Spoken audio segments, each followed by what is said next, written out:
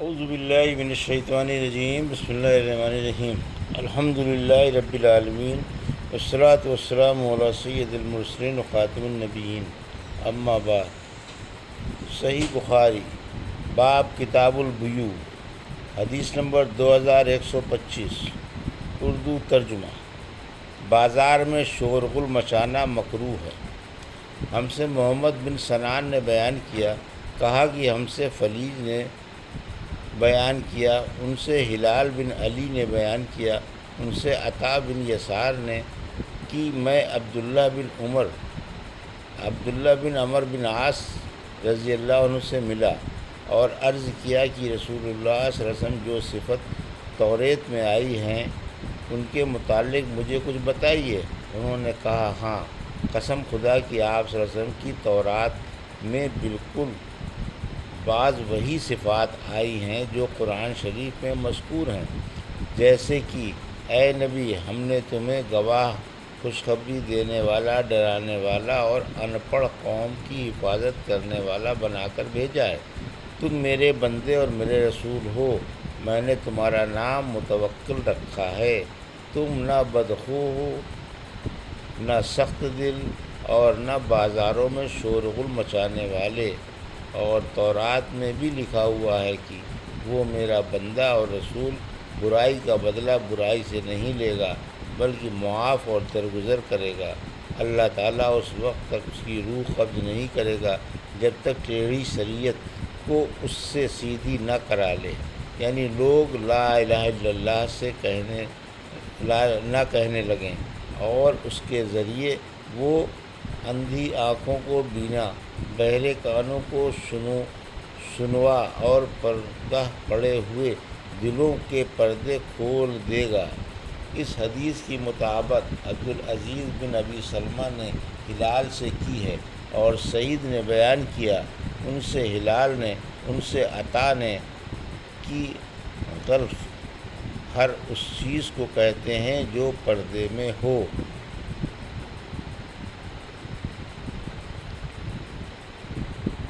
حدیث نمبر 2126،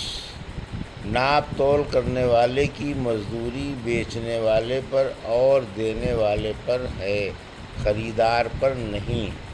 کیونکہ اللہ تعالیٰ نے فرمایا کہ جب وہ انہیں ناپ کر یا تول کر دیتے ہیں تو کم دیتے ہیں، مطلب یہ کہ وہ بیچنے والے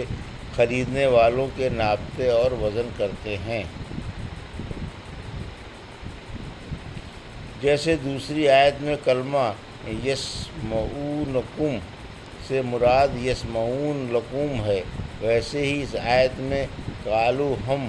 سے مراد قالوا الہم ہے۔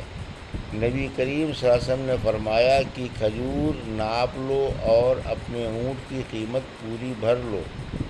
اور حضرت عثمان رضی اللہ عنہ سے روایت ہے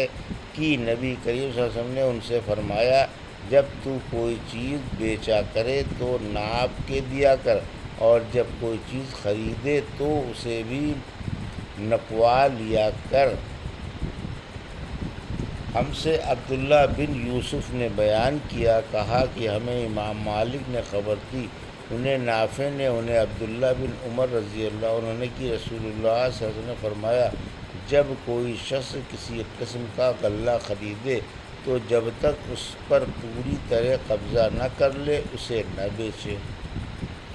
حدیث نمبر 2127، ہم سے عبدان نے بیان کیا، کہا ہمیں جریر نے خبر دی، انہیں مغیرہ نے، انہیں عامر شعبی نے، اور ان سے جابر رضی اللہ عنہ نے بیان کیا کہ جب عبداللہ بن عمرو بن حزام میرے باپ شہید ہو گئے تو ان کے ذمے لوگوں کا کچھ قرض باقی تھا، اس لیے میں نے نبی کریم صلی اللہ علیہ وسلم کے ذریعے کوشش کی کہ قرض خواہ کچھ اپنے قرضوں میں معافی کر دیں۔ نبی کریم صلی اللہ علیہ وسلم نے یہی چاہا لیکن وہ نہیں مانے۔ آپ صلی اللہ علیہ وسلم نے مجھ سے فرمایا کہ جاؤ، اپنی تمام کھجور کی قسموں کو الگ الگ کر لو، عجوہ ایک خاص قسم کی کھجور کو الگ رکھ اور عزق زید کھجور کی ایک قسم کو الگ کر،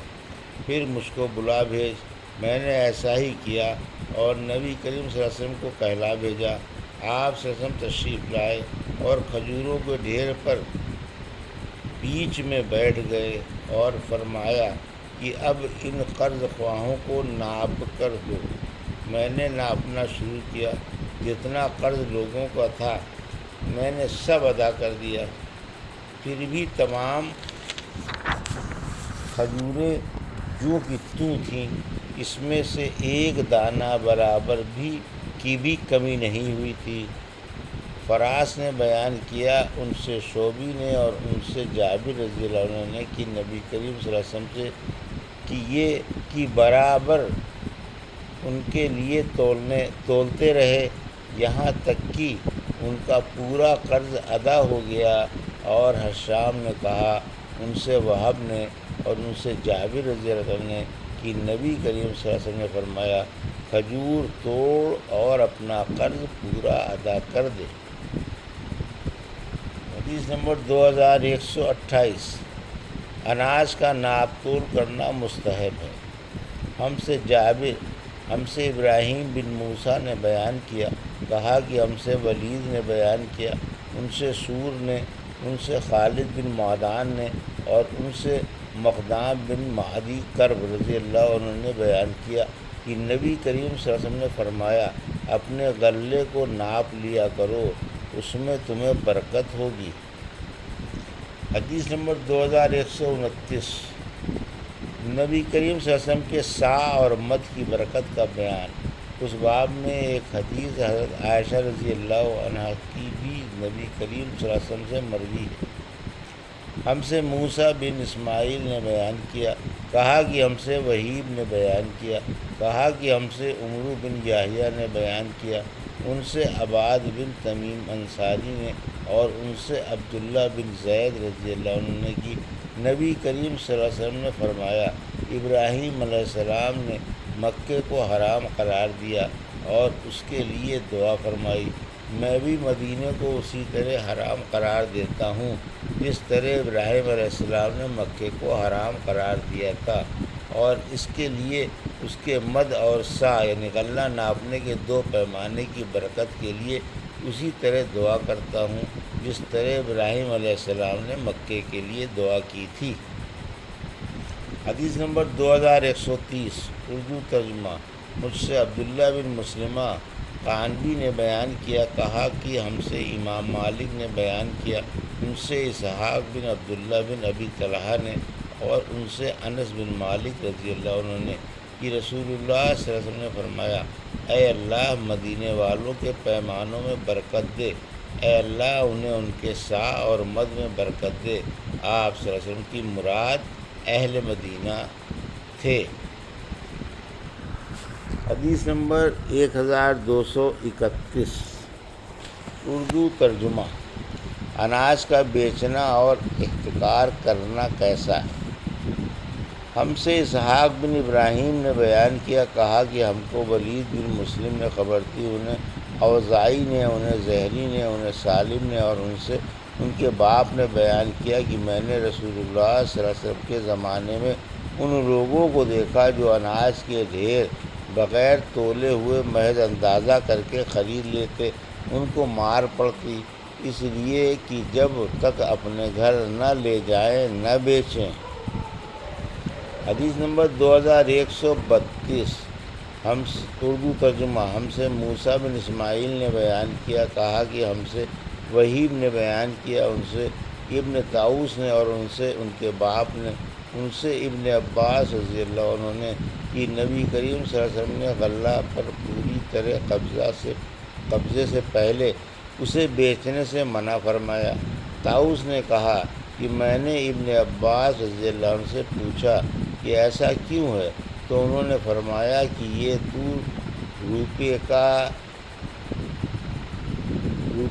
روپیوں کے بدلے بیچنا ہوا، جبکہ ابھی غلہ تو میعاد ہی پر دیا جائے گا۔ حدیث نمبر 2133، اردو ترجمہ۔ مجھ سے ابو الولید نے بیان کیا، انہوں نے کہا کہ ہم سے شعبہ نے بیان کیا، ان سے عبداللہ بن دینار نے بیان کیا کہ میں نے حضرت عبداللہ بن عمر رضی اللہ عنہ کو یہ کہتے ہوئے سنا کہ نبی کریم صلی اللہ علیہ وسلم نے فرمایا جو شخص بھی کوئی غلہ خریدے تو اس پر قبضہ کرنے سے پہلے اسے نہ بیچے۔ حدیث نمبر 2134 اردو ترجمہ۔ ہم سے علی بن مدینی نے بیان کیا، کہا کہ ہم سے سفیان نے بیان کیا کہ عمرو بن دینار ان سے بیان کرتے تھے، اور ان سے زہری نے، ان سے مالک بن اوس نے کہ انہوں نے پوچھا آپ لوگوں میں سے کئی بے صرف یہ دینار، درہم، اشرفی وغیرہ بدلنے کا کام کرتا ہے؟ طلحہ نے کہا کہ میں کرتا ہوں، لیکن اس وقت کر سکوں گا جب کہ ہمارا خزانچی غابہ سے آ جائے گا۔ سفیان نے بیان کیا کہ زہری نے ہم سے اس طرح حدیث یاد کی تھی، اس میں کوئی زیادتی نہیں تھی۔ پھر انہوں نے کہا کہ مجھے مالک بن اوس نے خبر دی کہ انہوں نے عمر بن خطاب رضی اللہ عنہ سے سنا، وہ رسول اللہ صلی اللہ علیہ وسلم سے نقل کرتے تھے کہ آپ صلی اللہ علیہ وسلم نے فرمایا سونا سونے کے بدلے میں خریدنا سود میں داخل ہے، مگر یہ کہ نقد نقد ہو۔ گیہوں گیہوں کے بدلے میں خریدنا بیچنا سود میں داخل ہے، مگر یہ کہ نقدہ نقد ہو۔ کھجور کھجور کے بدلے میں سود ہے، مگر یہ کہ نقدہ نقد ہو، اور جو جو کے بدلے میں سود ہے، مگر یہ کہ نقدہ نقد ہو۔ یہ تھی صحیح بخاری باب کتاب البیوع کی حدیث نمبر 2125 سے 2134 کا اردو ترجمہ، جو ابھی آپ نے سماعت فرمایا۔ اللہ سے دعا ہے کہ اللہ ہمیں حدیثوں کی صحیح سمجھ عطا فرما اور ان پر عمل کرنے کی توفیق عطا فرما، آمین یا رب العالمین۔